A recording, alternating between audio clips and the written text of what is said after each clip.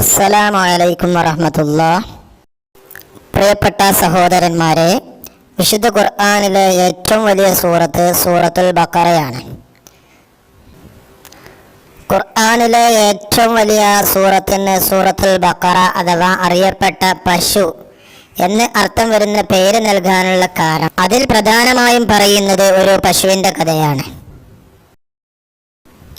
ഒരു ഗുണപാഠമുള്ള കഥയാണത്. സംഭവം നടക്കുന്നത് മൂസാ നബി അലൈഹിസ്സലാത്തു വസ്സലാമിൻ്റെ കാലഘട്ടത്തിലാണ്. ആ കാലഘട്ടത്തിൽ ബനൂ ഇസ്രായേലിൽ ഒരു സാധു മനുഷ്യൻ ജീവിച്ചിരുന്നു. ഭാര്യയും ഒരു ചെറിയ ആൺകുട്ടിയുമായിരുന്നു അയാൾക്കുണ്ടായിരുന്നത്. അതുകൂടാതെ ഒരു പശുക്കിടാവും. രോഗം ബാധിച്ച് അയാൾ മരണാസന്നനായി. തൻ്റെ മകനാണെങ്കിൽ ഒന്നിനുമായിട്ടില്ല. ഒരു ദിവസം അയാൾ തൻ്റെ ഭാര്യയെ അരികെ വിളിച്ചു. എന്നിട്ട് അവസാന വസിയത്തായി ഇങ്ങനെ പറഞ്ഞു: പ്രിയപ്പെട്ടവളെ, ഞാനിനി കൂടുതൽ ജീവിക്കുമെന്ന് തോന്നുന്നില്ല. നമ്മുടെ മോനാണെങ്കിൽ ഒന്നിനുമായിട്ടില്ല. എങ്കിലും മാതാപിതാക്കളോട് സ്നേഹവും അനുസരണയും ഉള്ളവനാണവൻ. നമ്മുടെ പശുക്കിടാവിനെ മേയാൻ മലയിലേക്ക് വിട്ടിരിക്കുകയാണല്ലോ. വല്ലാതെ പ്രയാസം അനുഭവപ്പെടുമ്പോൾ അതിനെ തേടി പിടിച്ച് വിൽക്കാൻ പറയണം എൻ്റെ മോനോട്. എങ്കിൽ അവൻ്റെയും നിൻ്റെയും കഷ്ടപ്പാടുകൾ തീരും. അങ്ങനെ ആ പിതാവ് വഫാത്താവുകയാണ്. പ്രായപൂർത്തിയാകാത്ത ആ ബാലനായി ആ കുടുംബത്തിൻ്റെ നെടുന്തൂണ്.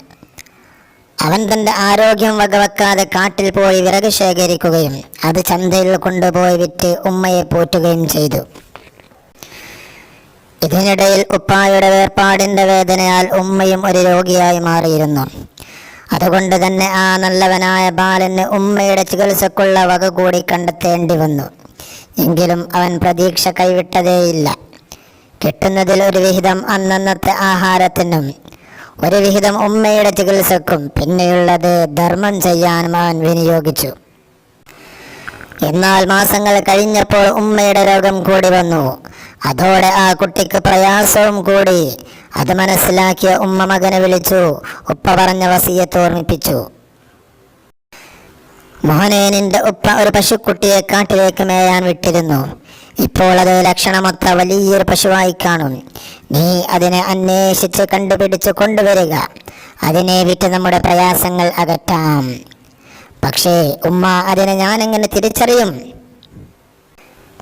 എന്ന് ആ നിഷ്കളങ്കനായ കുട്ടി ഉമ്മയോട് ചോദിച്ചപ്പോൾ ഉമ്മ പറഞ്ഞു: നിന്നെ അത് തിരിച്ചറിഞ്ഞുകൊള്ളും. നിന്നെ കണ്ടാൽ അത് ഓടി വരും നിന്റെ അരികിലേക്ക്.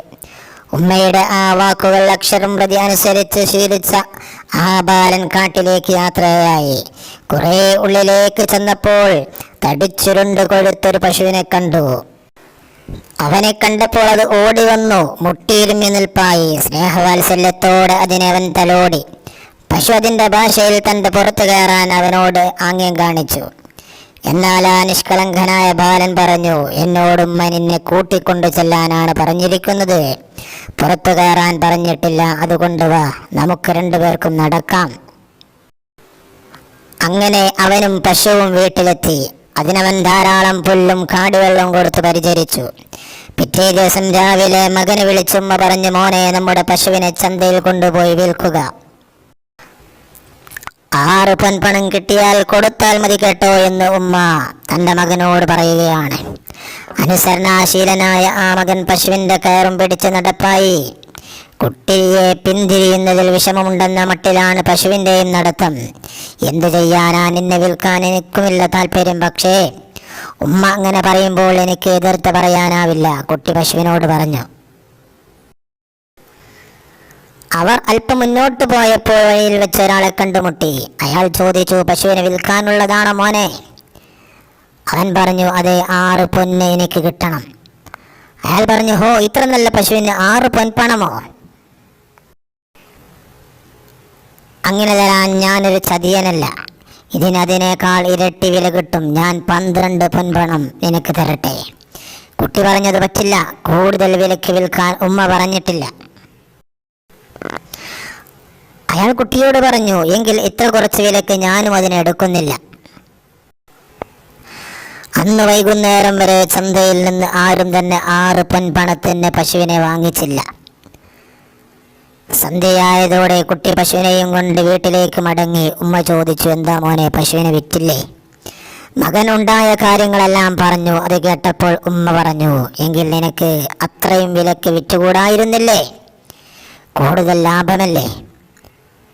അതിനുമ്മ പറയാതെ, എങ്കിൽ ഞാൻ പറയുന്നു, നാളെ 12 പൊന്നിന് വിറ്റോളൂ മോനെ. ശരിയുമ്മ, മകൻ സമ്മതിച്ചു. പിറ്റേ ദിവസം ആ പൊന്നുമോൻ പശുവിനെയും കൊണ്ട് യാത്രയായി. ഇൻഷാ അല്ലാഹ് കഥയുടെ ബാക്കി അടുത്ത വീഡിയോയിൽ നമുക്ക് പറയാം. അസ്സലാമു അലൈക്കും വറഹ്മത്തുള്ളാഹി.